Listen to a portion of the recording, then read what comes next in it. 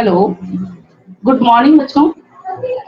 बच्चों कल हमने आपको भक्ति पढ़ाया था और भक्ति के पास समझा के बात कर रहे थे कि भक्ति क्या है। भक्ति की बातें मैंने यहाँ बताया था कि उसकी वेशभूषा, गले में कंठी, उसका वास्तविक नाम लक्ष्मी था, लेकिन जब वो अपना वास्तविक नाम महादेवी वर्मा से छिपाती है तो वह कहती है आप ही हमें कोई नाम दे दे। तो महादेवी वर्मा ने उसे एक नाम दिया, उसके वेशभूषा के आधार पर उसे भक्ति नाम दिया।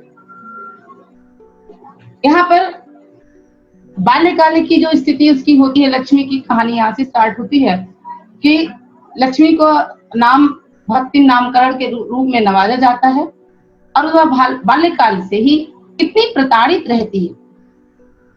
भारतवर्ष का ये इतिहास है कि स्त्री सदैव से, सदियों से स्त्रियों को हर समय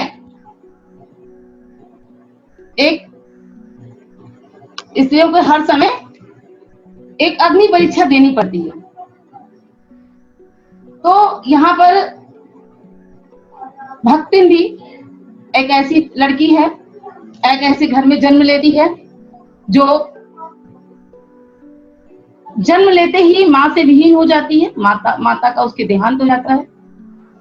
पिता अपने जीवन को खुशहाल रखने के लिए या बच्ची के पालन पोषण के लिए जो भी उसकी मनस्थिति रही हो, उसके लिए वह एक दूसरी अपनी शादी रचाता है और भक्ति की दूसरी माँ आती है। भक्ति मतलब उस लक्ष्मी की दूसरी माँ आती है।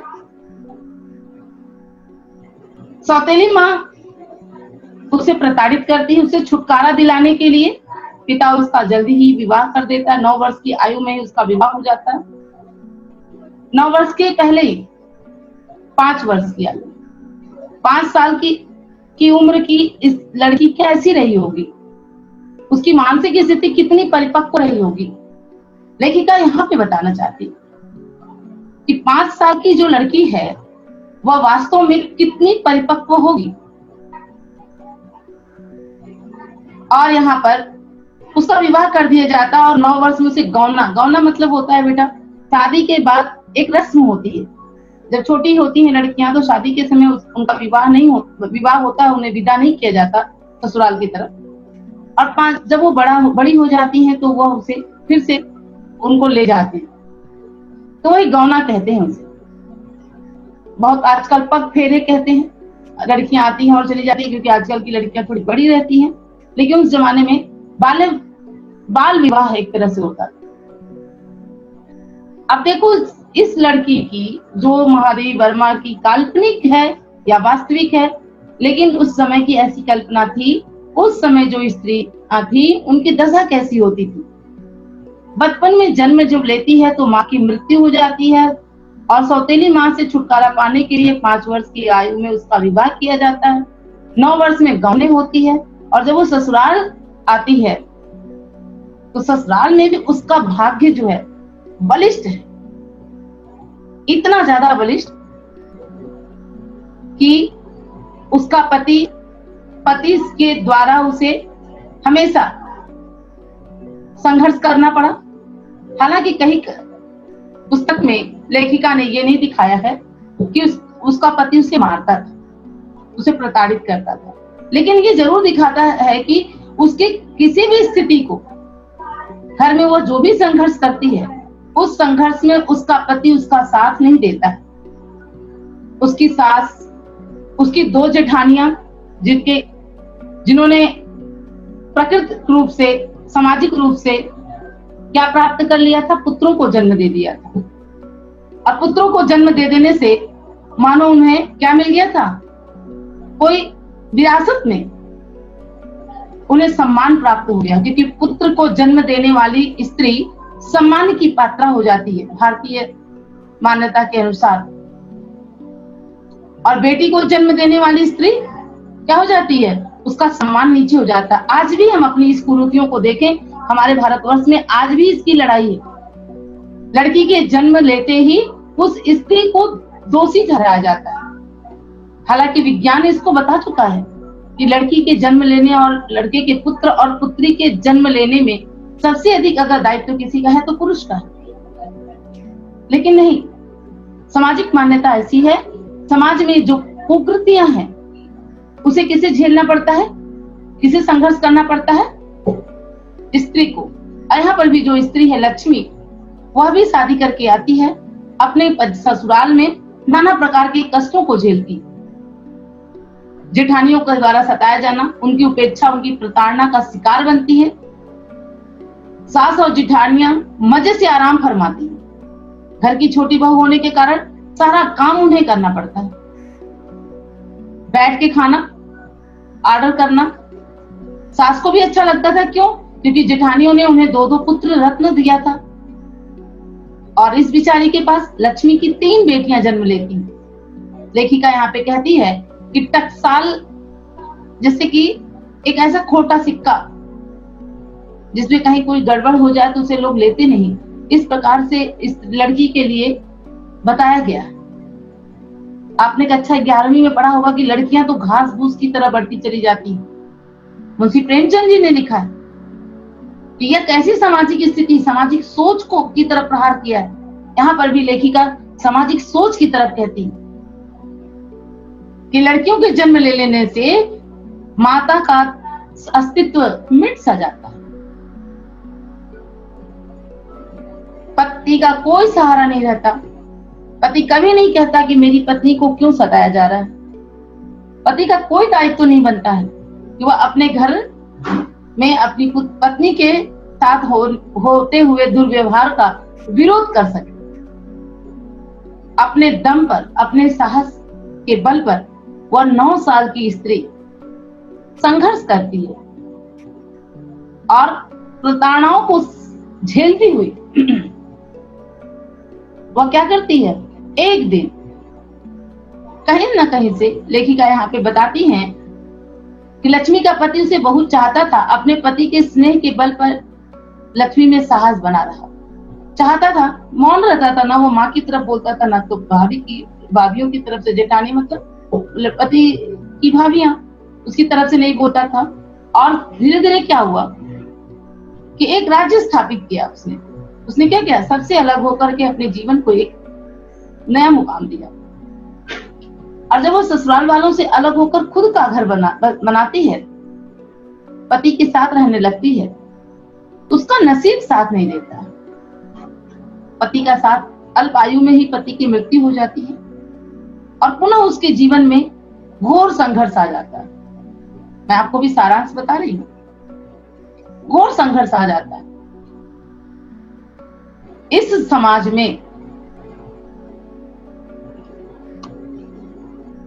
समाज में स्त्री यदि संघर्ष करती है, इस समाज में यदि स्त्री संघर्ष करती है तो उसका साथी ससुराल में कोई नहीं होता। और पति के न होने पे तो बिल्कुल ही कोई नहीं करता। पति के होने पे, अभी मैंने आपको बताया कि पति के होने पर तो उसका कोई साथ ही नहीं देता था। पति भी उसको उसके एज इट इज छोड़ देता था। उसकी सास उसे गाली देती है तो पति उसको कोई लेना देना नहीं, न जेठानियां उसे परेशान करती है तो भी उसे कोई लेना देना नहीं। न तो वह अच्छा बोलता था, न तो वह बुरा बोलता था।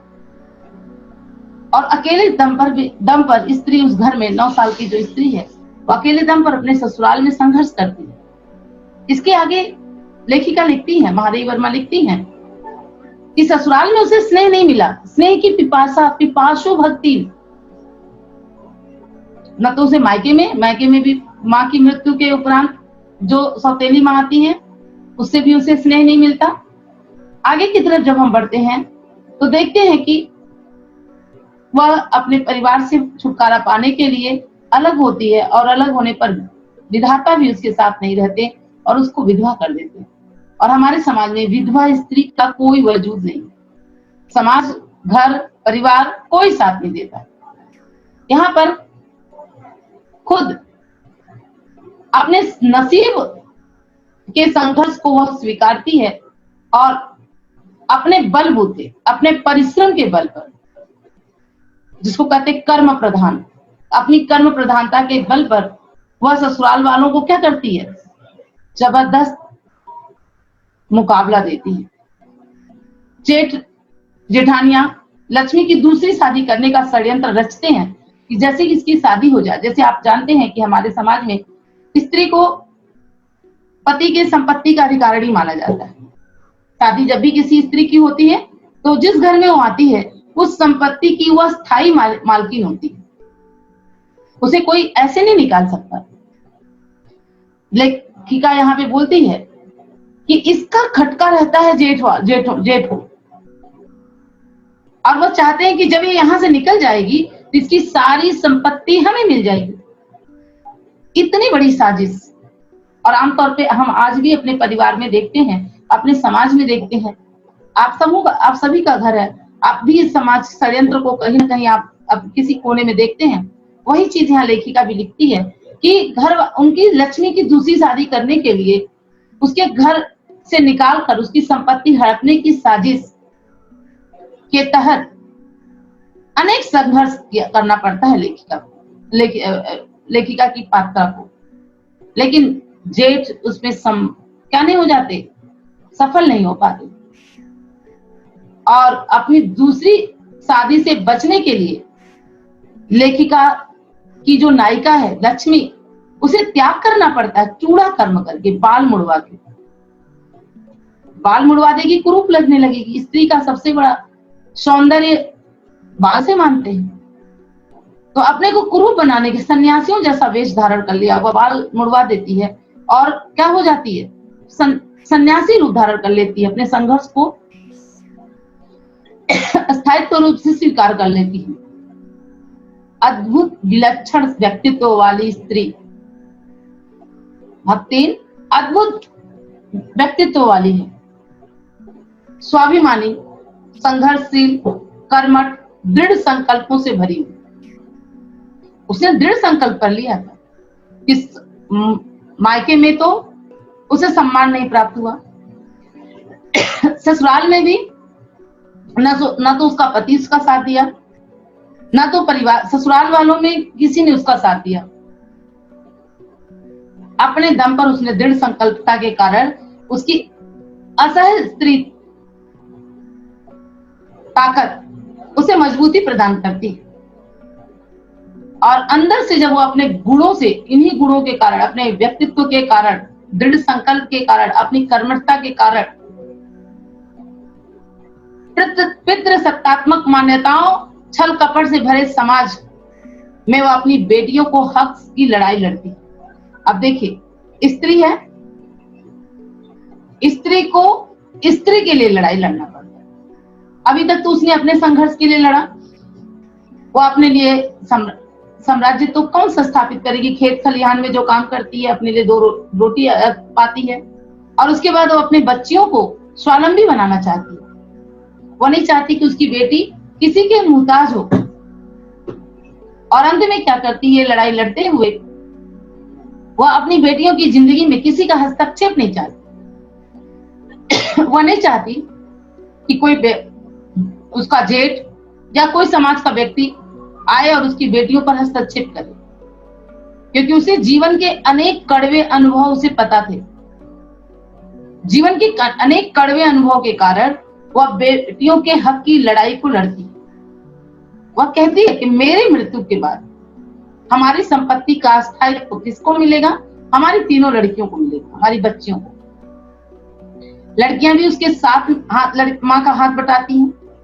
लड़कियां भी माँ के व्यक्तित्व से प्रभावित होती हैं, दृढ़ संकल्प वाली, खेत खलिहानों में काम करने के बाद अपनी पढ़ाई पर ध्यान देती हैं। लेकिन समाज इतना निकृष्ट होता है, समाज इतना परेशान करता है किसी स्त्री को। स्त्री के लिए समाज की सारी पाबंदियां हैं। जो स्त्री अपने बल पर जिंदा रहना चाहती है, उसे घर के अंदर भी जिंदा नहीं रहने दिया जाता। उसके स्वाभिमान को पुरुष वर्ग तो पुरुष प्रधान देश है ना, तो उसके स्वाभिमान को तो छल्ली करना चाहता है।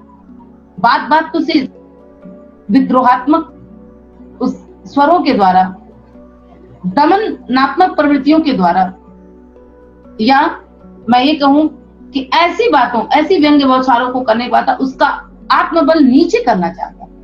लेकिन भक्तिन कहाँ मानने वाली?